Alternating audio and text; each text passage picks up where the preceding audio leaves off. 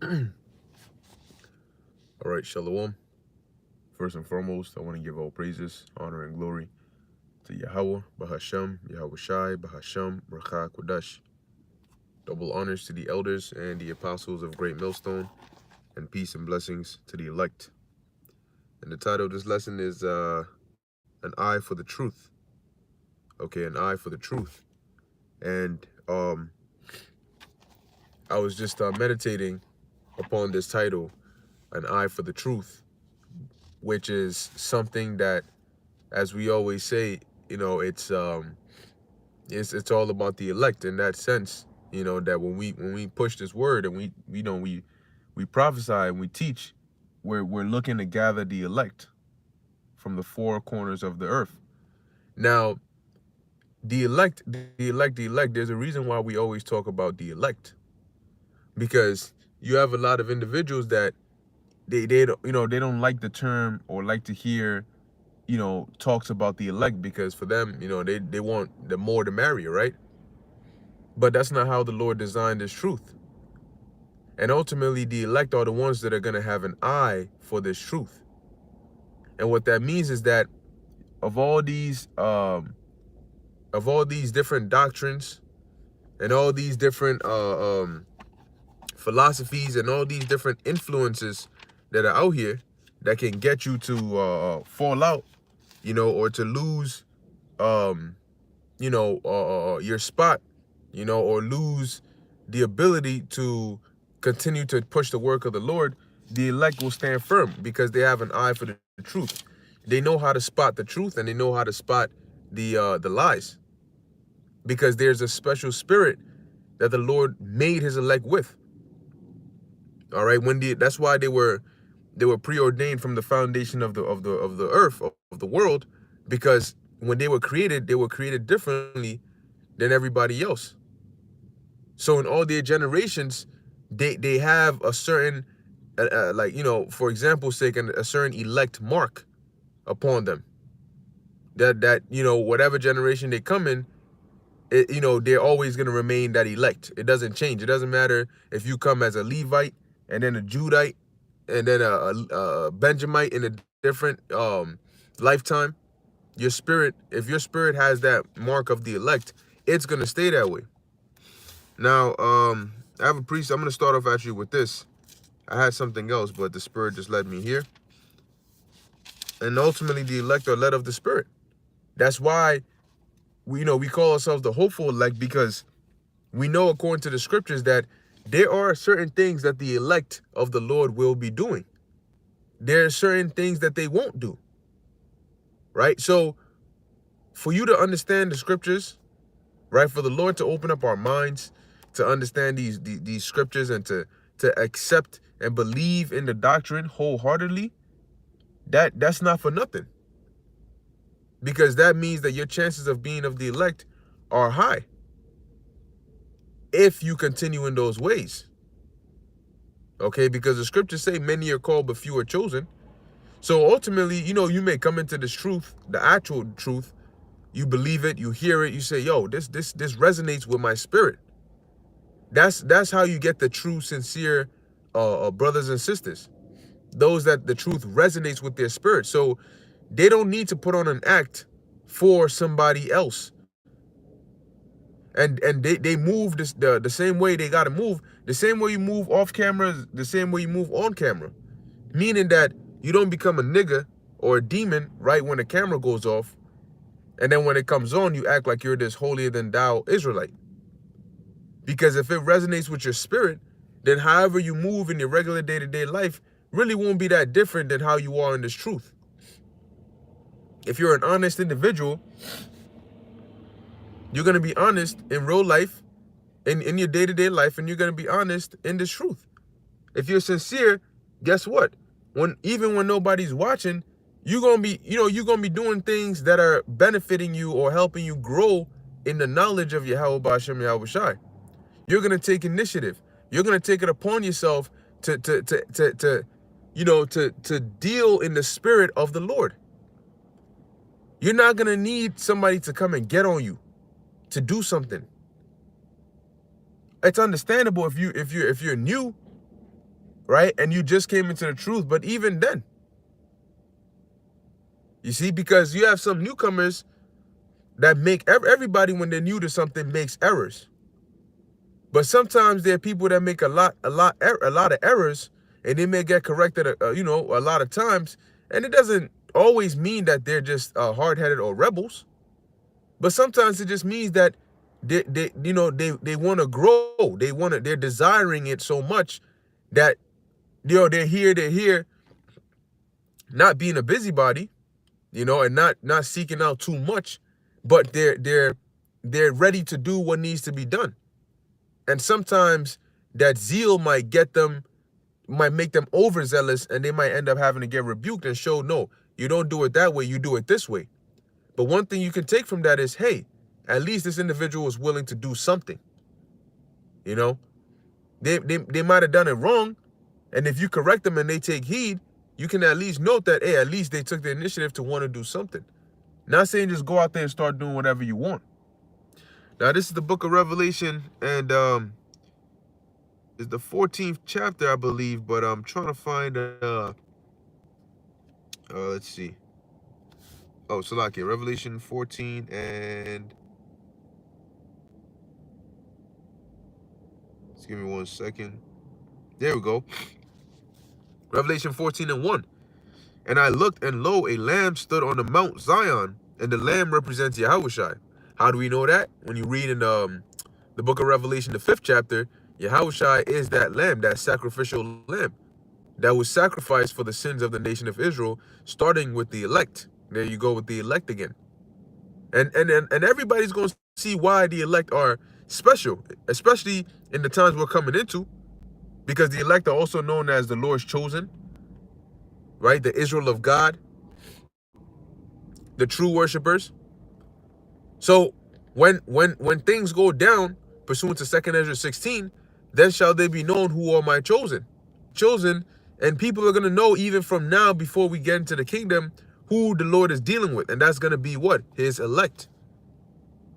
And ultimately, when we get to the kingdom, it's going to be very evident who the Lord is dealing with, and the level he's going to put his elect on. And that's why from the foundation of the earth, he made their spirits to be different. So that's why, you know, like I said, us hoping to be of the elect, but we notice that our spirit is also different than the ways of the world. That's why we don't go into the ways of this world. And that's just by nature. We don't, you know, when you're around certain people that are contrary to the spirit you're in, you get irked. Their conversation becomes irksome, meaning that their way of life is irksome to you. The same way we are irksome to Esau, these devils, these elites. You can read about that in Wisdom of Solomon, the 2nd chapter. Well, the people in the world, they're irksome to us because of the things they talk about, the way they move. You know, talking about adulterous things and just wicked ass things, blasphemous things. And that's irksome because we don't carry the same spirit as them. So it says, continuing in Revelation 14 and 1, and I looked, and lo, a lamb stood on the Mount Zion, and with him 144,000. Now, the 144,000 are a part of the elect. So when we mention the elect, that's including the 144,000 and the rest, which are the innumerable multitude that the Apostle John saw in his vision in the book of Revelation, the 7th chapter. All right. So it's not the 144,000 then the elect. The 144,000 are a part of the elect, but they are like the upper, the governing body, so to speak, and they're all men. So you're gonna have men that are of the 144,000, and then you're gonna have other men that are not of the 144,000, but are still of the elect. Okay? It's like having the believers. Right? Now, we're all believers, but amongst us you have the 12 apostles, which are on a high. The 12 apostles are also considered believers. You know, you're not gonna say the apostles and then the believers, but the 12 apostles are a part of the believers. yet they're like on a higher level than the rest. So that's like the 144,000. Okay, so when we say elect, we're not referring to only the 144,000. You have women that are part of the elect. You have children that are part of the elect. You have men that are not of the 144,000 that are part of the elect. Okay, so it goes on to read, having his father's name written in their foreheads, and I heard a voice from heaven, and the voice as the voice of many waters. Now, whose voice was as the voice of many waters? When you read in the book of Revelation, if I'm not mistaken, the first chapter, as you're reading about the description of Yahushai, Revelation chapter 1, verse 14 says, or 13 says, and in the midst of the seven candlesticks, one like unto the Son of Man, which is talking about the Messiah, Yahushai, clothed with a garment down to the foot. So he wore what we be wearing outside. And girt about the paps with a golden girdle. And a girdle is like a waistband, like it keeps your garment in place from flying all over the place. His head and his hairs were white like wool, as white as snow. And his eyes were as a flame of fire, and his feet like unto fine brass, as if they burned in a furnace. So we know he was dark-skinned, brown, but dark brown. It says, where we at? And it says, as if they burned in a furnace, and his voice as the sound of what? Many waters. Okay, as the sound of many waters. So coming back to Revelation 14, John said, I heard a voice from heaven as the sound of many waters. So whose voice would that be? That's why precept must be upon precept. It says, and the voice of a great thunder, and I heard the voice of harpers harping with their harps. And they sung, as it were, a new song before the throne, and before the four beasts and the elders, and no man could learn that song but the 144,000 which were redeemed from the earth. And that song is ultimately this truth. There's a scripture that says, we have piped unto you, but ye have not lamented, if I'm not mistaken. All right. And I think in Ezekiel it says we are unto them as a very lovely song. So that's what this truth is. Now it says, verse 4, these are they which were not defiled with women. Now this women in here is not talking about actual physical women, but it's dealing with philosophies. How do we know that? Well, when you read the book of Proverbs, I believe the 5th chapter, also the 6th chapter, and maybe the 7th chapter, when you read those chapters, it deals with women or philosophies, but it describes those philosophies as women. So it's like twofold, because it is describing women, so it's talking about women, but it's describing the philosophies as a harlot. So this woman in Revelation 14 is talking about the philosophies, because they're likened onto a feminine spirit. Just like wisdom, chakama, is likened onto a feminine spirit, so are these other philosophies. Right? So what it means in verse 4 is that they were not defiled with women, meaning that they were not corrupted with the doctrines of these other worldly philosophies. For they are virgins, meaning they are pure in spirit. That's why the scriptures say, in whose spirit there is no guile, and that the Lord imputeth not iniquity upon the elect. All right? It doesn't mean that you popped a woman. So hold on a second though. Hold on a second. Let's deal with Apostle Peter. Did he not have a wife? So what? He said, sorry, Lord. Peter is the head of the church. Peter is King David. So is he not going to be of the elect because he popped women? Come on, man. So it says here, these are they which follow the Lamb whithersoever he goeth. These were redeemed from among men, because the Lord gave him an eye for the truth, being the first fruits unto the God, unto the Most High, and to the Lamb, which is Yahushai. And in their mouth was found no guile, for they are without fault before the throne of the Most High. You see that? And that's why the Most High says he ain't going to let us know who the elect is, but he'll give us the hope of the elect But he ain't going to let us know exactly who's of the elect, because you read a scripture like this, you say, well, the Lord told me I'm already of the elect, so it doesn't matter what I do, I'm going to be delivered. And I ain't going to be faulted before the throne of the Most High. Well, if you knew that, would you really go as hard? Because the drive to serve the Lord mainly comes from what? The fear of the Lord. Fear of you not being of the elect. Fear of you not making it. Fear of you being destroyed with this place. But if you know that it doesn't matter what you do, you're going to be delivered, then you know that, well, if I didn't do a video today, I'm not really risking my salvation because I already got it. It doesn't matter what happens. I'm still going to make it. But that's not the attitude to be in. Even if you knew you're of the elect. Because it's not about you. You're here to serve and serve the Lord and to help push the truth, to wake up others, to push the word out there. Because say you know you're of the elect and you say, I ain't going to do shit. Well, you could be of the elect, but the salvation ain't going to come until the destruction is the salvation is not going to come until the destruction comes. And the destruction is not going to come until the elect are sealed in their foreheads. So you say, well, I know I'm of the elect, so I ain't going to push no more. Now, what if everybody else is of that mindset? What about the rest that haven't woken up to haven't been sealed in their head, as it says in Revelation 7? Because if that doesn't happen, we ain't getting out of here. Right?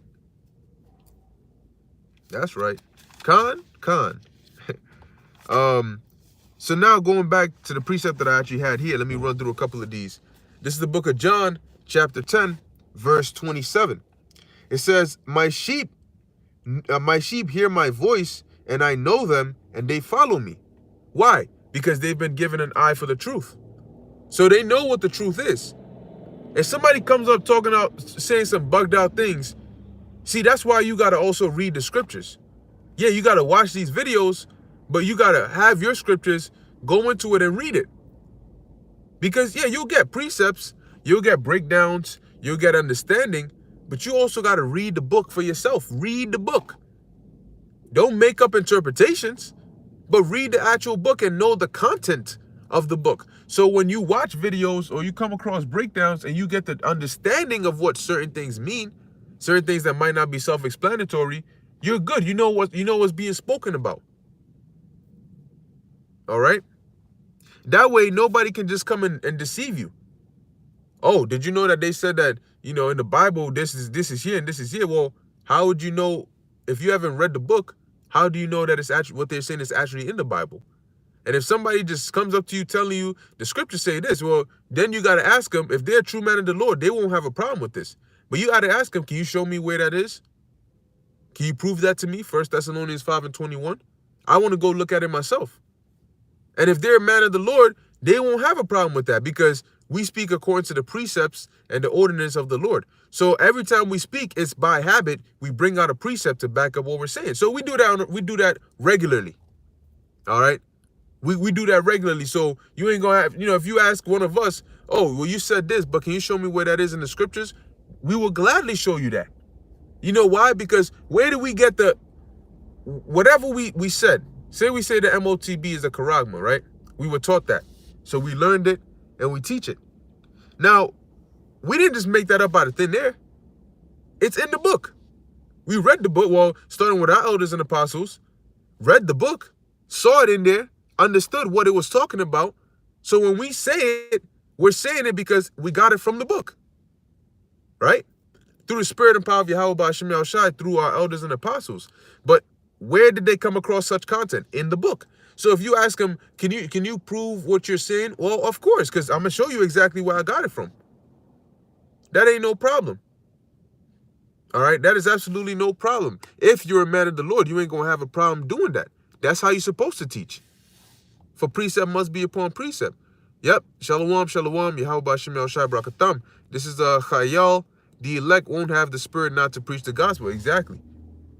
Because I mentioned this while we were at camp, that the spirit within the elect, like even Jeremiah said, he couldn't not prophesy, because that's how he was made. Look, man, look, you want to test your spirit. Say you in a location somewhere, right? And you say, look, I ain't gonna speak about one day. I'm not saying go do this, but I'm just giving for example's sake. You say I'm gonna go one day and I ain't gonna mention anything spiritual. I'm not gonna mention any prophecies. I ain't gonna mention the script. I ain't gonna mention any of that. I'm just going straight me today. No nothing. You ain't gonna be able to do it. If you sincerely believe in this truth, you ain't gonna be able to do it because certain things are habitual. Praying over your food, thanking the Lord for something, you are not gonna be able to do it, and you damn sure ain't gonna be able to go without thinking on the Lord. Not even for a couple of hours, because it's embedded in your spirit. So you say I'm gonna go the whole day and I ain't gonna make mention of anything, and then that day you turn on the news and they say there's been a something, and the new way of banking now, because of this crazy cyber attack, is gonna be this digital currency. Or they say the U.S. has finally agreed on transitioning to a digital currency, and they say it's gonna take the form of a tiny charagma. So get ready for your new digital wallet. And you see a commercial like that on TV, you gonna stand there and grab your mouth and bite your tongue? Say, I ain't gonna say nothing. No, you not. No, you're not. You're gonna stand there and act like you're not gonna be excited? No, you're not. You know why? Because you can't help it. If you are a true man of the Lord, if you're a true prophet, you can't help it. You can't help. And anybody around you, you gonna have to say something to them. If you in a group chat, you in a camp, you gonna hit it up. You gonna hit the whoa. You know, they just said this. That word is gonna spread like wildfire. And you are not gonna be able to forbear speaking the word of the Lord, because it is in our spirits. So regardless of what we think or what we try to do, we're gonna do what the Lord has set us to do. Because the scriptures say, who can but prophesy? You don't do what you want. You do what the Lord makes you do. And the Lord made us prophets, so what is our job? To prophesy. So if you got a problem with that, then you're not a prophet. You know, and it's a shame that people will actually willingly accept that and say, nah, I don't think this for me. Nah, I'm not a prophet. Excuse me? The prophet is like the highest office. Why would you not want to be a prophet? If anything, you should be sad. You should pray for the spirit of prophecy. You shouldn't be glad. You know, but you got some people that say, nah, you know, I'd rather just stand on the sideline and be a helper. I don't want to read. I don't want to teach. I don't want to go out there to the highways and byways. You know, I just want to just do my thing, and then occasionally I'll drop by. Well, why would you want to do that? Because, see, those that are in the midst of it are the ones that are going to get the cut, the real heavy cut. I mean, damn. Because here it is. I want a crown on my head. I don't want to be a cheerleader on the sideline. You bugging. Let's see. Yep, this is King of Kings. Yahushua is coming soon. Jeremiah 1:7. But the Lord said unto me, it's a little cut off, so I'm gonna try to read it the best as I can. I am a child, for thou shalt slack. It's little. Let me see. I can't really see the whole thing because the way I have the phone set up.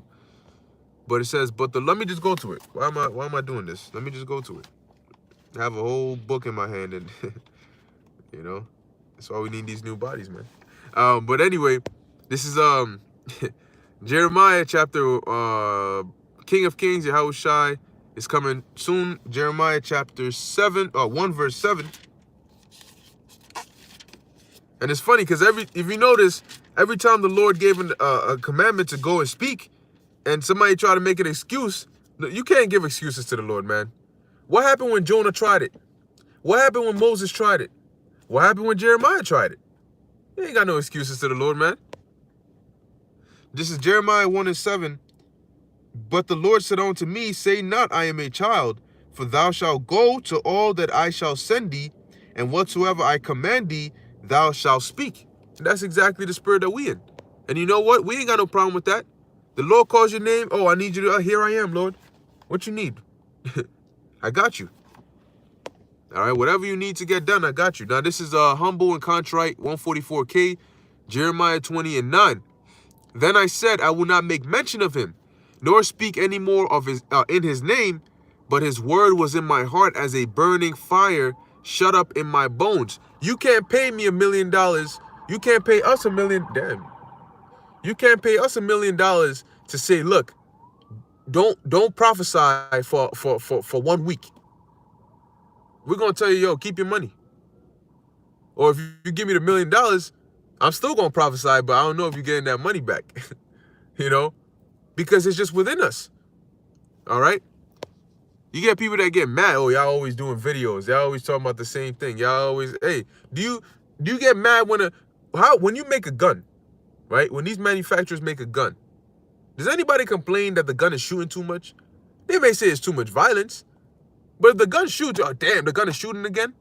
I thought it would have been done shooting by now. Well, what do you think a gun is made to do? Damn, the car's still driving? Man, these cars, man, I'm getting tired of these cars moving. What was the car made to do? You know? What was the car? Damn, them trees are still bearing fruit. Why are they still bearing fruit? They could bear it a couple of times, but why they keep on bearing fruit? Because that's what a tree does. All right? So you get mad at us for prophesying, but that's what we were made to do. Damn, they're always speaking, they're always out there, they're always saying the same. When a tree bears fruit, it's the same process every time. Photosynthesis, they get the nutrients, you water the soil, they get the nutrients from the roots, it goes up through the stem, it goes to the branches, the fruit grows, and then it gets ripe, then it